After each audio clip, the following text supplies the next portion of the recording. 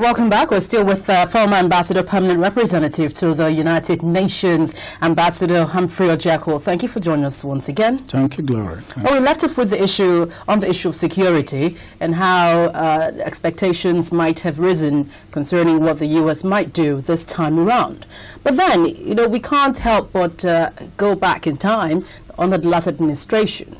How much strong support, a show of support we saw from the United States regarding the abduction of Chibok girls. At the time, Nigeria was seriously in need. There were lots of concerns internationally about the girls, over 200 of them. And now we're back again. Nigeria is has gone to the U.S. And then we're wondering, is there going to be a change this time around? Honestly, Gloria, I do not think that the rescue issue of the Chibok girls was ever a very simple proposition. The United States, yes, did agree to collaborate with Nigeria to get the girls back. But sometimes we think the United States is a miracle worker. So once it desires something, it happens. It's not as simple as that. Probably they did send some resources to Nigeria at the time, but chances are, I'm not a security person myself, but chances are that the Boko Haram people weren't as simple as we thought they were.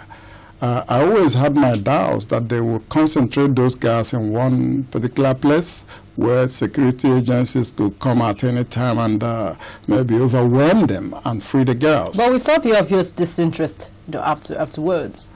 I do not think it was more a question of disinterest as probably a tacit acknowledgement that some further collaboration has to take place, because a lot of intelligence to discover where the girls are, a lot of intelligence is also required about the terrain, everything, and that has to come from Nigerians themselves. You see, because a lot of people, given antecedents, say that President Buhari should tread cautiously this time around. We talk about respect, mutual respect between nations. But respect, is not a free gift packaged as foreign aid. Respect is something you earn.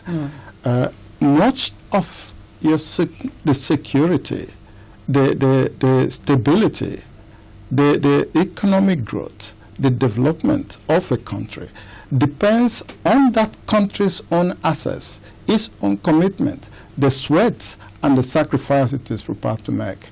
In the case of security in Nigeria, we have a lot to do domestically before external help comes in. And until we begin to do those things, no amount of assistance we get from outside may solve the problems. So a lot depends on us. We have to dialogue. We have to engage.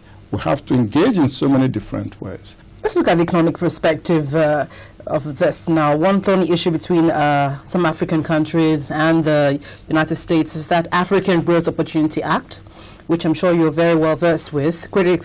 Some critics say it's one-sided. Some don't even know what's happening again with that act, and maybe Nigeria just doesn't seem to benefit in any way from all of this. Can I understand your perspective on this?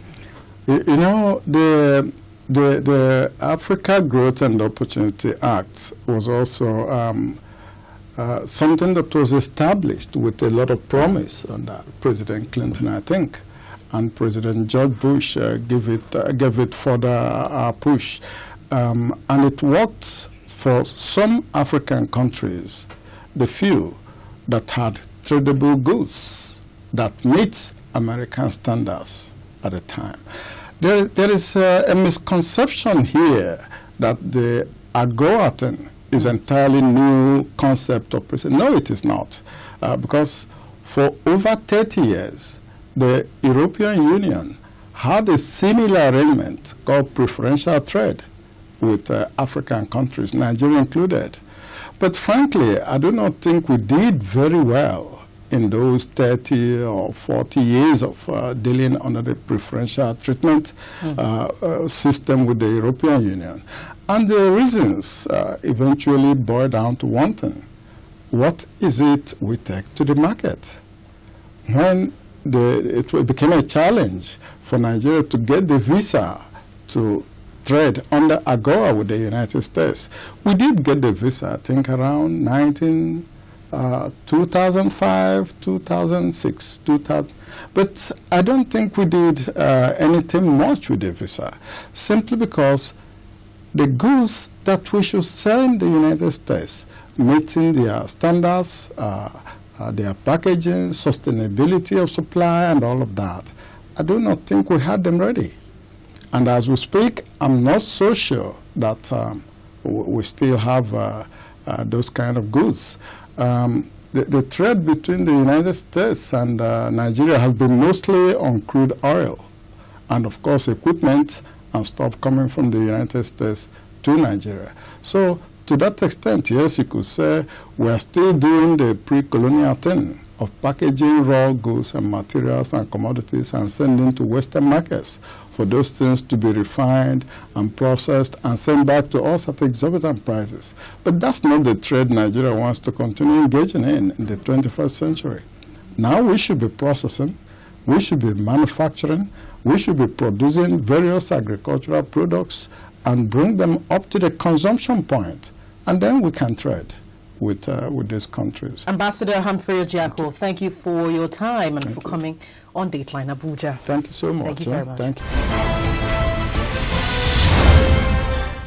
Well, thank you for your mails, as always. I'll take a few right now. I have this one from Tunde Arogumati, and it says, comprehensive military and police overhaul is needed to beef up intelligence and security capacity. Well, he's reacting to the interview I had earlier with the FCT Police Commissioner. Well, this next one is from Sammy Dredges, who wrote in from Warri in Delta State. It says, I think fighting Boko Haram shouldn't be left to the northeastern Nigerians alone.